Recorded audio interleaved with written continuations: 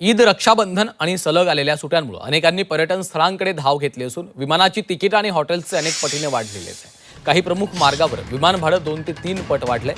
सलग सुट्यांमुळे सणासुदीला घरी जाण्यासाठी आणि 2-3 दिवसांच्या छोट्या सहलीसाठी प्राधान्य दिलं जात आहे. मुंबई जयपूर सारख्या प्रमुख मार्गावर विमानाचं तिकीट 20,000 रुपयांच्या पुढे गेलंय. उत्तर आणि मध्य भारतातील शहरांमध्ये विमान प्रवासाच्या बुकिंगमध्ये लक्षणीय वाढ झालेली आहे. 26 ऑगस्ट रोजी ईदची देशभर सुट्टी आहे, तर राज्य शासनानं शुक्रवारी 28 ऑगस्ट रोजी रक्षाबंधनाची सुट्टी जाहीर केली. त्याला जोडून शनिवार रविवारची सुट्टी अशा सलग सुट्ट्यांची पर्वणी आहे. त्यामुळे अनेकांनी पर्यटन स्थळ रिसॉर्ट्स इथं सुट्टी घालवण्याचं नियोजन केलं.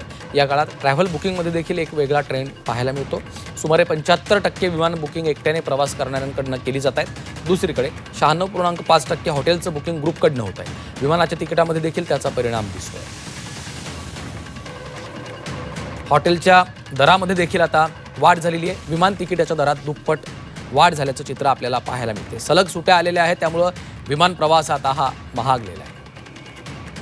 तर हॉटेलच्या बुकिंगमध्ये देखील 83% वाढ झाल्याचं या सुट्ट्यांच्या काळामध्ये पाहायला मिळतं.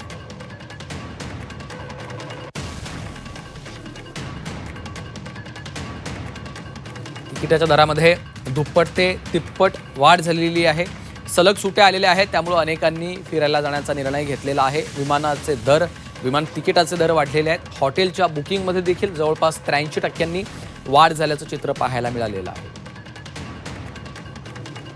दरम्यान तिकिटाचे दर नेमके कसे आहेत त्यावर एक नजर टाकूया. मुंबई अहमदाबाद 26,000 रुपये. मुंबई अयोध्या 23,000 रुपये विमान तिकिटाचा दर. मुंबई ते ओडिशा 20,000 रुपये लागणार आहे. मुंबई आग्रा 40,000 रुपये. मुंबई दिल्ली 8,000 रुपये. मुंबई गोवा 7,000 रुपये.